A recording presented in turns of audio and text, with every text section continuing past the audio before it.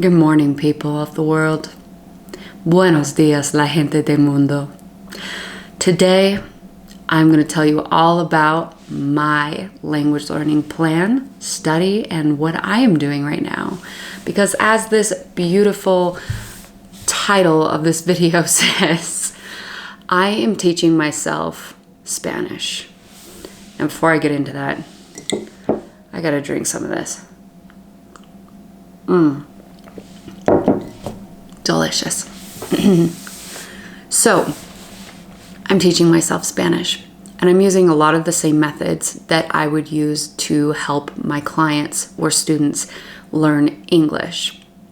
And one of the reasons I wanted to do this is because I've had a very weird journey, to say the least, learning Spanish. And suddenly I've decided I've gotten really serious about it. I've just said, you know what? Forget everything that's led up to this point. No more excuses. I want to be able to talk to my friends in Spanish. I want to be able to use Spanish with my clients when necessary because it is mostly in English. And it's just about damn time that I learned this language, you know? I want to be able to travel really confidently anywhere in South America and Spain, of course, even though that is a little bit different since I'm focused on Latin American Spanish. But either way, Spanish is a language that I want in my tool belt.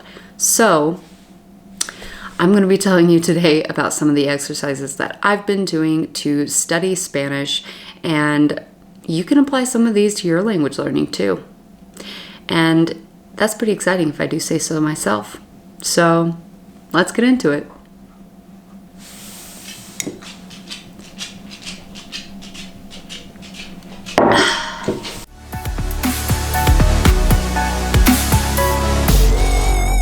The first thing that I have been starting out with for my Spanish studies is listening to Michel Thomas.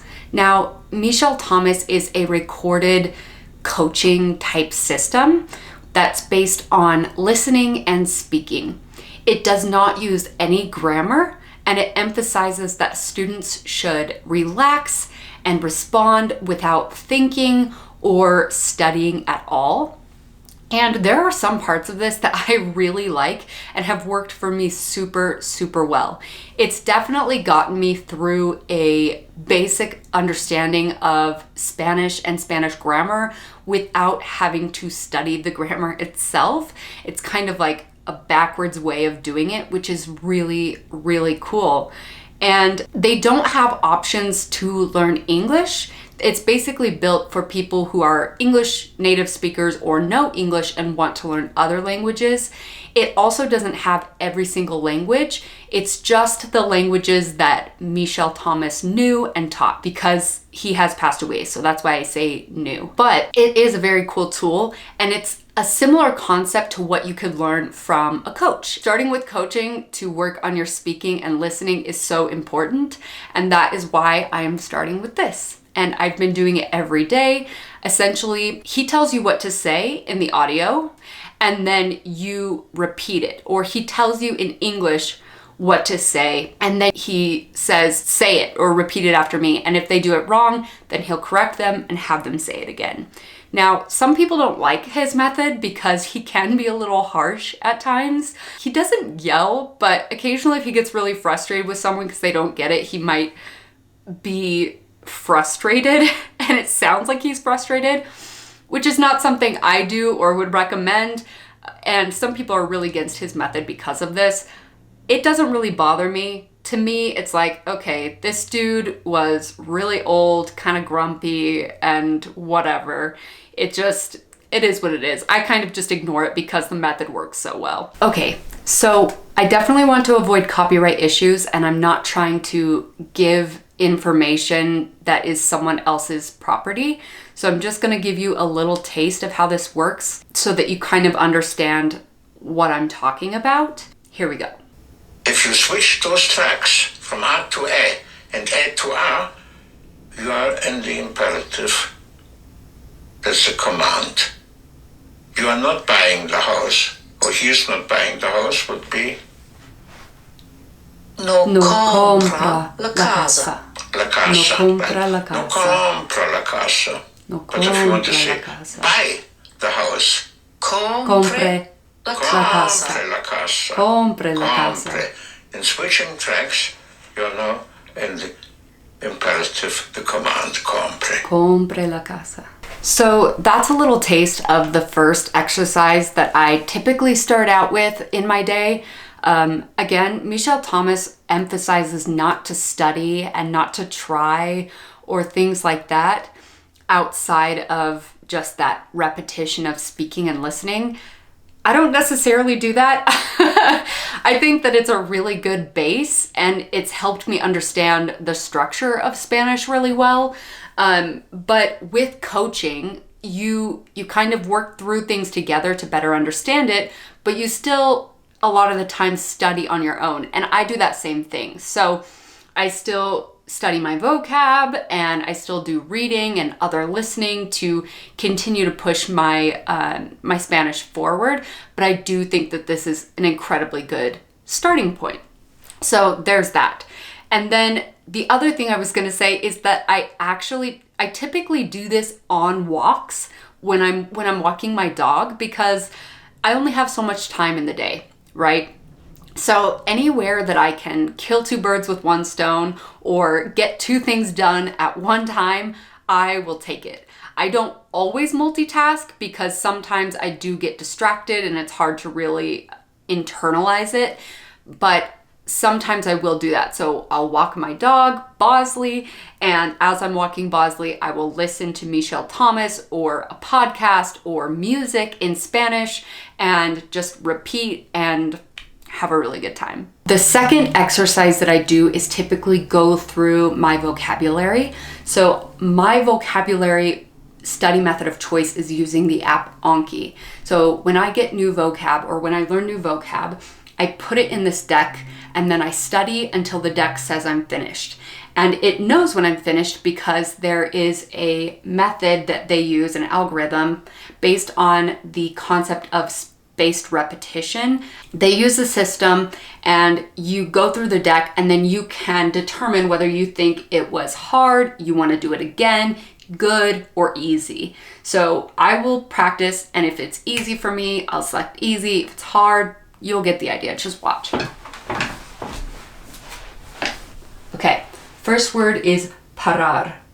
And I think this is to pass or to stop. To stop. So not to pass. I think pasar would be to pass, but we'll see. I think that's also in this deck. But to stop. So this was not super hard, but I definitely want to do it again because I wasn't sure. El punto. Point or period. Yeah, okay, that was easy. Ahora, now. Easy. Mismo, same. Easy. Sexo, sex. Empezar, comenzar. And that would be to start or to commence. Done, easy. Escribir, to write. Easy. Entonces, then. Yeah, easy. And it tells me I'm done for the day. That is not all of my vocab, but that's what I needed to study today, apparently, based on my spaced repetition place wherever I am in my studying. So those words seem random, but I've been studying a lot of other things, so that is what I needed to study today, apparently. Okay, so I have something really exciting going on today, and I want to give you a little bit of context. So one of the things that I emphasize to my students or clients is to speak from week one. You want to be speaking with a native speaker, a native English speaker if you're learning English, or a native Spanish speaker if you're learning Spanish like me, from week one. So when you start learning the language, no matter how much English or Spanish that you have, you're going to use that little bit to communicate with someone. And there's a few ways you can do this. You can work with a coach like me, or you can find a tutor, a mentor, a teacher, anyone that you can find to talk to. But I would suggest, if you can, looking for a native speaker, just because there are people who are not native that speak those languages awesome, and talking with them can be great.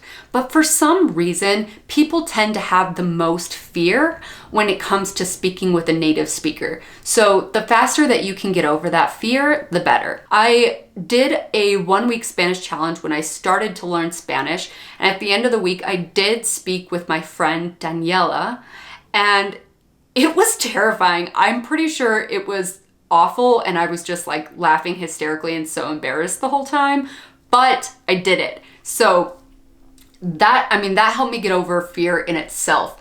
And then later on, I started doing Michelle Thomas, and I started studying in other ways for about a month straight. And then I went on vacation to Mexico, and I got to use my Spanish the whole time I was there. Did I speak in Spanish every word to every person? No. But I used it quite a lot, and I was able to get by with their amount of English and my amount of Spanish. I communicated, I survived, things went well, I had a great time. So learning to speak and understand as soon as possible, even if it's just a little bit, will help you go miles or kilometers.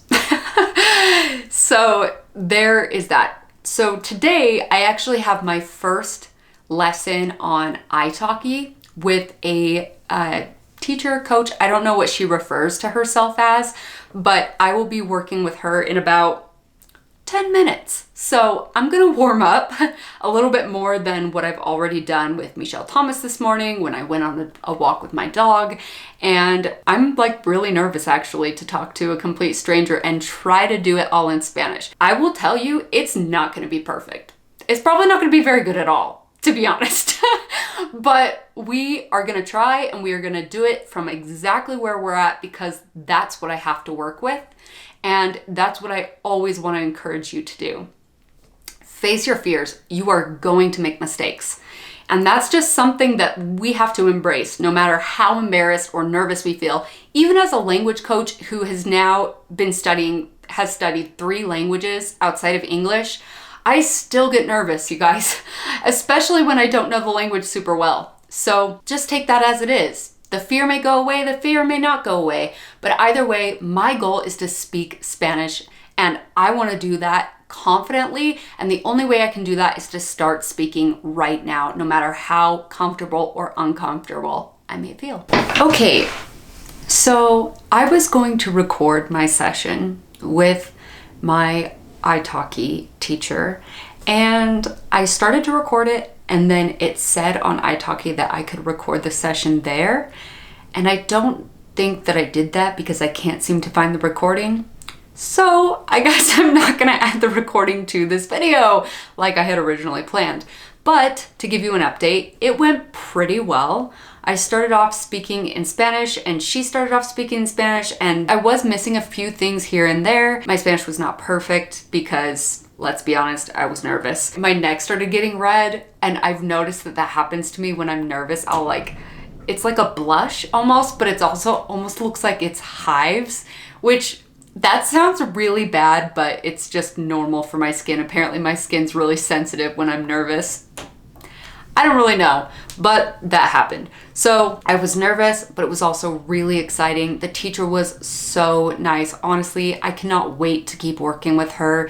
She seems incredible and just patient and kind, and I cannot ask more from a teacher like that. So I'll be meeting with her a couple times a week at the very least, because I really want to push my conversation skills and my Spanish skills further as fast as possible. So that's my journey so far. I've been listening and responding with Michelle Thomas. I've been practicing my vocabulary with Anki, and now I'm working with an italki teacher.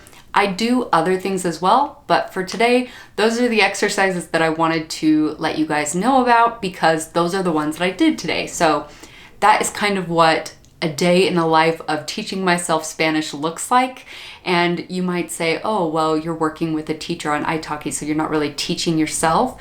But I am doing most of the teaching to myself in my spare time. I'm going to be studying on my own. I'm just going to be meeting mostly with her to practice my conversation, because I can practice my speaking and listening by myself, but in order to enhance it and make it even better and unpredictable and all those things, it would be best for me to work with her. And it feels like just working with a coach, you know, because it's not like I'm going into a classroom and she's teaching me grammar every single day or anything like that. We're only meeting a couple times a week to practice. So anyway, I am excited about that. I hope you liked this video. If you learned something or got excited to continue down your own language learning path, let me know down in the comments below so that we can get excited about language learning together. I hope you have a nice day. I'm gonna keep learning Spanish. I hope you keep learning English. And until next time, remember, you got this.